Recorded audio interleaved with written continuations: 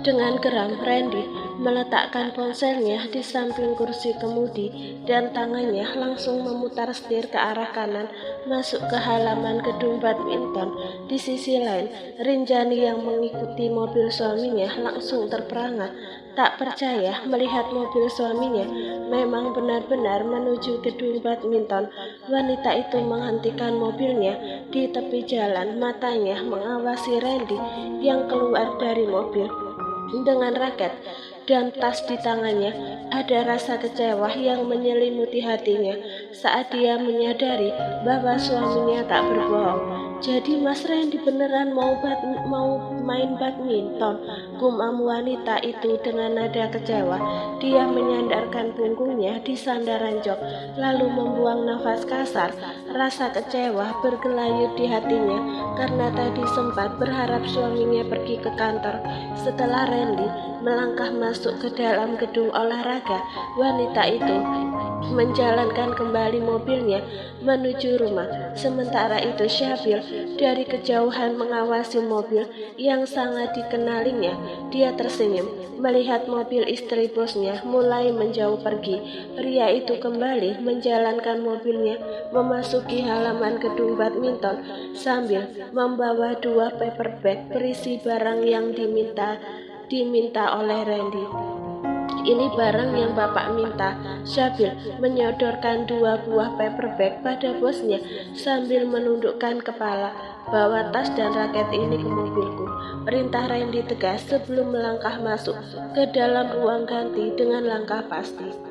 Hari ini, Alea terpaksa menghadiri meeting karena suaminya sedang terikat dengan urusan mendesak yang tak bisa ditinggalkan, sehingga tidak bisa mewakili istrinya menghadiri meeting. Jam 2 siang, wanita itu sudah tiba di kantornya. Kedatangannya disambut hormat oleh semua karyawan. Tidak ada lagi karyawan yang berani mengejek atau membicarakan Alea di belakangnya karena semua takut berurusan dengan suami Alea yang memiliki aura wajah dingin itu. Dara, bagaimana dengan Ivana? Apa dia merasa betah bekerja di sini? Alea menoleh pada sekretarisnya, matanya menunjukkan rasa ingin tahu. Dara yang sedang menyiapkan berkas untuk keperluan meeting langsung menghentikan kegiatannya. Dia menoleh pada atasannya. Masalah betah atau enggaknya saya kurang tahu, Bu. Hanya saja dia sempat mengeluh katanya di kantin ada segelintir orang membicarakannya karena dia bekerja di sini langsung dapat posisi tinggi padahal tak ada pengalaman kerja sama sekali. Jelas Dara. Alea termenung sejenak, teringat dengan masa lalunya. Di dalam dunia kerja memang seperti itu. Di mana saja pun kita bekerja pasti ada orang yang tidak menyukai kita. Dulu aku juga pernah kerja di minimarket. Di sana juga ada rekan kerja yang tidak menyukaiku. Alea kembali mengingat rekan kerjanya yang bernama Rosa. Iya Bu, saya sudah bilang ke Ivana, jangankan dia yang baru kerja, saya yang sebelumnya sudah kerja di sini terus tiba-tiba naik jabatan juga sempat jadi bahan gunjingan orang-orang. Dara mendukung ucapan Alea. Hanya orang-orang yang iri saja berperilaku seperti itu. Abaikan saja, selama itu tidak keterlaluan, ujar Alea dengan tegas. Iya Bu, Dara mengangguk. Obrolan antara Dara dan Alea terhenti ketika terdengar ketukan di pintu ruangan. Dara segera bangkit dari kursinya dan membuka pintu. Pak Erwin tersenyum di balik pintu. Apa Milea sudah datang? Sudah Pak, jawab Dara sambil membuka pintu lebar agar Pak Erwin bisa masuk ke ruangan. Alea menatap Pak Erwin dengan serius. Pak, bagaimana track record perusahaan Pak Randy? Apa Pak Erwin sudah mencari tahu lebih jauh mengenai rekam jejak perusahaan itu? Saya tidak ingin ada masalah lagi seperti saat bekerja sama dengan Pak Samuel dulu. Pak Erwin mengangguk. Saya sudah menyelidikinya. Selama ini tak ada kasus apa-apa. Semua klien yang bekerja sama dengan perusahaan Pak Randy merasa puas dan tidak ada keluhan. Wajah Pak Erwin tampak yakin. Dia juga tak ingin kecolongan lagi seperti waktu itu. Menjelang jam 3, mobil yang dikemudikan oleh Syafil tiba di tempat parkir perusahaan Alea di lobi kantor. Asisten Randy itu melangkah dengan mantap menuju meja resepsionis untuk memberitahukan perihal kedatangannya. Fanny yang sebelumnya sudah diberitahukan oleh Ivana mengenai rencana meeting hari ini segera mengarahkan Sabil menuju ruang rapat yang telah disiapkan. Lift berhenti di lantai 3. Randy dan Sabil keluar dari dan langsung melangkah ke arah kiri sesuai dengan petunjuk yang diberikan oleh resepsionis tadi. Tak jauh di belakang Randy dan Syabil, Ivana juga melangkah menuju ruangan meeting. Gadis itu diperintahkan oleh Alea untuk membawakan ponsel yang ketinggalan di ruang kerja. Ketika hampir sampai di ruang meeting, ponsel Alea yang ada di tangan Ivana tiba-tiba berbunyi. Saat mengetahui orang yang menghubungi, sontak Ivana sedikit berlari. Pada saat yang sama, tangan Syabil yang menenteng map terbentur oleh Ivana yang berlari. Map itu jatuh dan isinya berserakan di lantai. Maaf ya, saya buru-buru, ujar Ivana merasa tidak enak karena tak bisa membantu mengambil kertas yang berserakan di lantai. Syabil menatap kesal pada gadis itu, sementara Randy hanya menggeleng-gelengkan kepalanya pelan.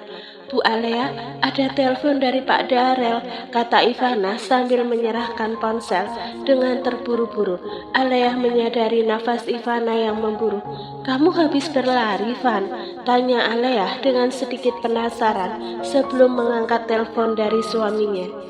Iya Bu, saya permisi mau kembali ke lantai 5, pamit Ivana dengan lembut, lalu berjalan gontai menuju pintu. Saat ingin membuka pintu terdengar suara ketukan. Ivana langsung membuka pintu itu. Dia terkejut, wajahnya langsung berubah pucat saat melihat pria yang ditabraknya tadi merupakan klien yang sedang ditunggu Alea. Silakan masuk Pak, ucap Ivana canggung. Tangannya membuka lebar daun pintu. Randy dan Syabil menatapnya dengan wajah dingin, lalu masuk ke dalam ruang meeting. Di ruang meeting, Alea duduk di kursi kebesarannya sambil memperhatikan Randy yang sedang berbicara dengan semangat di depan layar proyektor. Pria itu menjelaskan poin demi poin tentang perencanaan proyek dengan jelas dan lugas. Pak Erwin juga terlihat serius mendengarkan penjelasan Randy. Sesekali pria baru baya itu mengangguk-anggukkan kepala, menandakan bahwa dia mengerti dan setuju dengan apa yang disampaikan oleh Randy. Sementara itu, Dara yang duduk di samping Pak Erwin mencatat poin-poin penting yang disampaikan dalam presentasi tersebut. Suasana di ruang meeting terasa serius dan tegang. Alea merasa senang dengan apa yang telah dipaparkan oleh Randy. Dia yakin bahwa dengan kerja keras dan kekompakan, kerjasama antara keduanya akan berjalan dengan lancar. Terima kasih Bu Alea sudah menyetujui kerjasama ini, ucap Randy sambil tersenyum sumringah. Alea balas tersenyum. Sama-sama Pak Randy, saya senang menjalin kerjasama dengan perusahaan Bapak. Saya harap kerjasama di antara kita akan terus berkelanjutan. Iya Bu Alea, harapan saya juga seperti itu, saut Randy. Setelah pamit, Randy dan Syabil bergegas keluar dari ruang meeting dengan perasaan gembira. Langkah mereka terasa ringan menuju lift, tak henti berbicara tentang hasil rapat tadi. Begitu pintu lift terbuka, keduanya langsung berhenti bicara. Randy dan Syabil menoleh dan saling menatap karena di dalam lift kebetulan ada Ivana yang sedang sibuk memainkan ponselnya. Gadis itu ingin pergi ke lobi mengembalikan charger handphone yang dia pinjam dari Fanny, pegawai resepsionis. Randy dan Syabil melangkah masuk ke lift. Ivana yang sedari tadi menunduk menatap ponselnya mendadak menyadari bahwa yang masuk ke dalam lift adalah dua orang pria, bukan wanita, karena saat dia menunduk menatap layar ponsel bentuk sepatu pria tertangkap oleh sorot matanya. Gadis itu langsung menegakkan kepala. Ivana terkesiap saat menyadari bahwa dirinya berada dalam satu lift dengan dua orang pria yang mapnya dia jatuhkan di dekat ruang meeting. Gadis itu merasakan dua orang pria yang ada di depannya seperti sedang memberikan tatapan intimidasi, merasakan atmosfer mencekam. Ivana mencoba menggaruk belakang telinganya, berusaha mencairkan suasana. Maaf untuk yang tadi, Pak. Saya buru-buru ingin memberikan ponsel milik Bu Alea, ucapnya canggung. Kamu karyawan di sini ya? Tanya Randy menatap heran karena Ivana berbeda dengan karyawan lain yang dia temui di kantor ini. Mereka semua memakai ID card yang dikalungkan di leher, sedangkan Ivana tidak. Iya Pak, jawabnya sambil mengangguk. Apa jabatan kamu di perusahaan ini? Tanya Syabil ikut menimpali. Asisten sekretaris Bu Alea, jawab Ivana singkat. Pantesan, gumam Syabil sambil tersenyum sinis. Ivana merasa jengkel melihat respon Syabil. Tangannya mengepal tanpa sadar karena merasa jabatannya diremehkan oleh pria itu. Ketika pintu lift terbuka, Ivana menghela nafas lega. Sudah tak sabar untuk segera keluar dari dalam lift. Sayangnya jalan keluarnya terhalang oleh Syabil dan Randy yang masih berdiri di depannya. Syabil melangkah keluar terlebih dahulu, sementara Randy menoleh ke Ivana, memberi isyarat agar gadis itu keluar lebih dulu. Ivana mengangguk kecil, lalu melintas di depan Randy dengan sedikit membungkukkan badannya. Kamu jangan terlalu judes sama cewek. Siapa tahu nanti gadis itu justru berjodoh dengan kamu, tegur Randy pada Syabil saat keduanya melangkah di lobi perusahaan. Gadis itu seperti nggak ada sopan santunnya, Pak. Habis menjatuhkan map bukannya membantu, malah meninggalkan begitu saja, sautnya, lalu tersenyum sinis dan melanjutkan ucapannya. Mana mungkin saya menikah dengannya. Meskipun dia cantik, tapi saya sama sekali nggak tertarik dengan gadis seperti itu. Bisa-bisa tiap hari saya jadi emosian gara-gara melihat tingkahnya. Mungkin tadi dia dalam kondisi terdesak, makanya bersikap seperti itu, ujar Randy, mencoba memahami alasan dibalik tindakan Ivana. Keduanya berjalan menuju tempat parkir mobil. Syabil dengan langkah mantap langsung duduk di kursi kemudi mobil. Mereka melesat menuju gedung badminton sebab mobil Randy masih berada di sana. Setelah ini Bapak mau kemana? Tanya Syabil dengan ragu, mencoba menghidupkan suasana di dalam mobil yang terasa hening.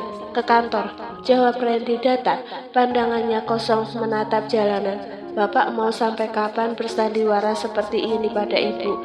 Syabil menggigit bibirnya, takut kalau pertanyaan dianggap mencampuri urusan pribadi bosnya. Randy menghela nafas panjang. Dia juga tak ingin situasi ini berlarut-larut, namun kekecewaannya pada masa lalu istrinya serta watak asli sang istri yang semakin terkuak membuatnya terus terperosok dalam kepura-puraan ini. Ditambah melihat kegelisahan istrinya beberapa waktu terakhir ini membuat Randy semakin meyakini bahwa alasan perceraian yang diutarakan oleh Raka memang benar adanya. Aku hanya ingin melihat seberapa kuat istriku bertahan di sisiku jika aku tak memiliki banyak uang, sahutnya lirih. Randy sangat meyakini bahwa rezeki itu seperti roda berputar, banyak pengusaha yang jatuh miskin seketika. Randy hanya ingin memiliki pasangan hidup yang mau menemaninya dalam susah dan senang. 1 minggu berlalu, hari ini Randy dan Syabil pergi ke perusahaan Alea kembali untuk melakukan penandatanganan kontrak kerjasama yang telah disepakati saat meeting waktu itu. Alea sudah 1 jam yang lalu berada di kantornya. Di dalam ruangannya, kini dia ditemani oleh Ivana karena sudah 2 hari ini Darah tidak bisa masuk kerja. Ivana, nanti setelah penandatanganan kontrak, aku akan menjenguk Darah di rumah sakit. Apa kamu mau ikut? Tawar Alea. Istri Darel itu belum sempat meluangkan waktu untuk membesuk karyawan yang sudah 2 hari ini dirawat di rumah sakit. Iya Bu, Ivana tersenyum mengangguk. Ini draft kontrak yang akan ditandatangani. Ivana meletakkan 2 buah map di atas meja kerja Alea. Istri Darel itu mengambil salah satu map untuk dia baca isinya. Jadi apabila ada yang kurang, dia masih bisa menyuruh Ivana untuk merevisinya kembali. Bu, kalau nanti Pak Randy datang, apa aku harus tetap ada di sini? Tanya Ivana. Iya, siapa lagi yang akan menemani aku di sini? Pak Erwin sedang keluar, sedangkan Dara terbaring di rumah sakit. Iya, Bu, saat Ivana dengan barak hati, sebenarnya dia tidak ingin bertemu lagi dengan 2 orang pria yang pernah satu lift dengannya. Namun tuntutan pekerjaan mengharuskannya untuk bersikap profesional. Tepat jam 2 siang, pintu ruangan Alea diketuk. Ivana gegas melangkah untuk membukakan pintu ruangan. Di balik pintu nampak Randy dan Syabil diantar oleh security kantor. Silakan masuk, Pak, kata Ivana sambil membuka pintu lebih lebar agar tamunya bisa masuk. Pintu kemudian ditutup kembali setelah 2 orang tamu masuk. Randy dan Syabil duduk di depan meja Alea, sementara Ivana berdiri di samping Alea yang tengah duduk di kursi kebesarannya.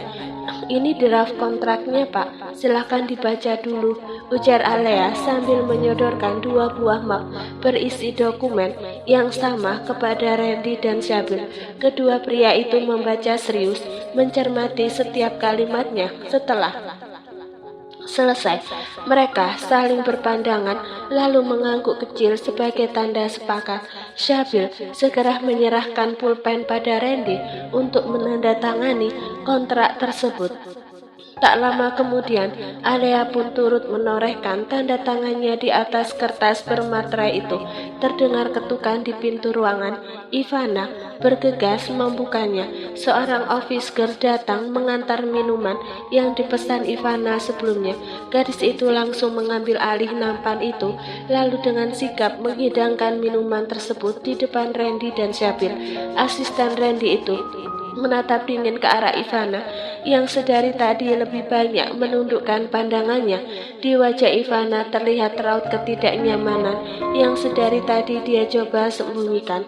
Begitu keluar dari kantor Alea, Randy segera mengecek ponselnya dan membuka tampilan CCTV rumah yang terhubung langsung di ponselnya. Di layar ponsel dia melihat Rinjani meninggalkan rumah. Tak lama setelah dirinya pergi, tak ada pemberitahuan apa-apa dari istrinya. Ketika tiba di kantor, Syabil langsung keluar dan Randy duduk di kursi kemudi. Pria itu melajukan mobilnya menuju rumah seorang diri. Sesampainya di rumah, kedatangannya disambut oleh seorang ART. Istri saya kemana, Mbok? Tanya Randy. Saya tidak tahu, Tuan. Nyonya tidak bilang apa-apa, jawab ART itu. Randy tidak melanjutkan obrolan. Dia langsung melangkah ke lantai atas dan segera masuk ke kamar untuk mengganti pakaian. Hatinya mulai diliputi oleh perasaan was-was. Dia pun terus mengecek ponselnya, menanti kabar dari istrinya. Hingga jam 7 malam Rinjani belum kembali. Pria itu sudah mencoba menghubungi istrinya beberapa kali, tapi ponsel istrinya tetap tak bisa dihubungi.